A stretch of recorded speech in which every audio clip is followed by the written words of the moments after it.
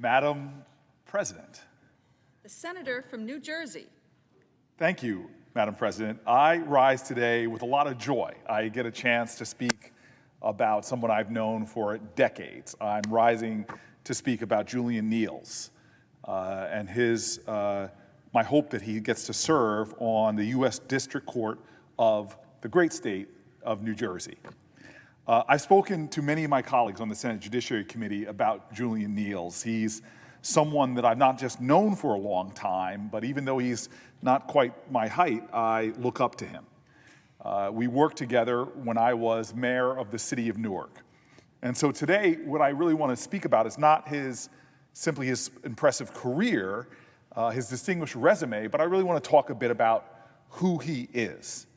I'm not sure how many of my colleagues know this about the city of Newark, New Jersey, but when I became mayor in 2006, we inherited a lot of very complex, very serious challenges. And for the sake of our residents, we needed to make change quickly and very urgently.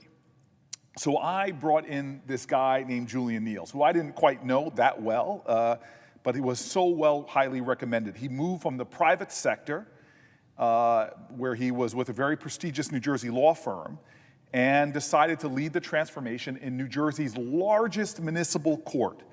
He knew that it was a court system that had to change, and he stepped up. He changed it. He changed the way our court operated. He centered it in common community values and made sure that everyone who came before that court was treated in a way that affirmed their dignity no matter what the matter was.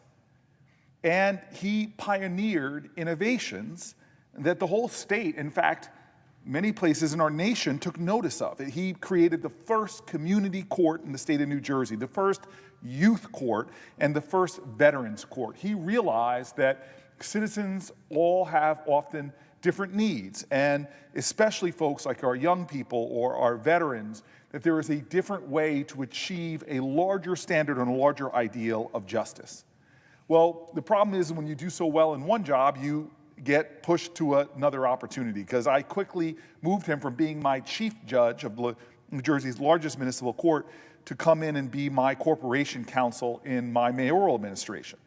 And in the wake of a recession in 2008, he became the business manager, the person that runs the city day to day, and made, under the most difficult, savage of circumstances, made challenging changes that helped us get through this very difficult period.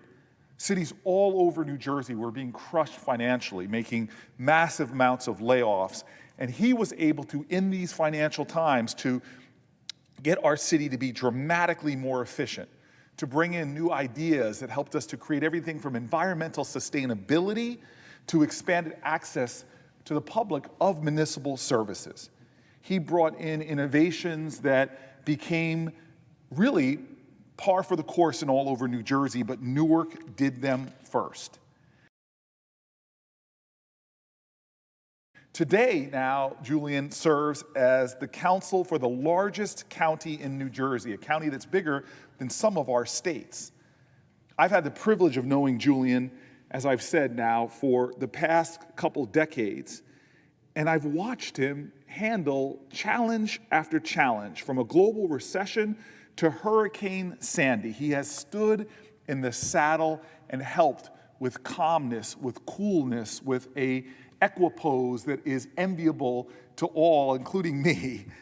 I've watched him lead. I've watched him care. I've watched his love of others be made reflected in the decisions he made under the most difficult of circumstances. I've seen him in crisis after crisis rise, not just to meet the challenge, but to, in most circumstances, have us come out better off than we were before. He, in so many ways, is one of the great leaders I've had the privilege of working with in my life. Julien Neals is brilliant. He is thoughtful. He is deliberate in his decision-making. He has all of the ideals that I think we want in a federal judge. I have to tell you, most importantly to me, I know him I know his parents. I know his family. I know his kids. He is one of those people that would make you proud, not just in knowing, but in ascending to a position like a judge. I know he will make us proud in the way that he leads from the bench. I want to thank President Biden for nominating him. I want to encourage all of my colleagues in a bipartisan way, as I said in the Judiciary Committee, to consider supporting him. I've had many privileges as United States Senator. God, this is one of those jobs where you gotta give glory to God every day for just having the privilege of standing on this floor and getting to be a part of some things that, as much as we rancor back and forth, we should all be proud of. Whether it is a global pandemic or just making sure we're funding critical parts of the government where public servants serve. But of all the privileges I have to say, this is one of the great ones, the chance to make a man who I look up to in every way, make him a federal judge, to try to encourage my colleagues to make him a federal judge. I see that my senior senator, my friend, another guy I look up to, even though I got him by an inch or two, has come to the floor.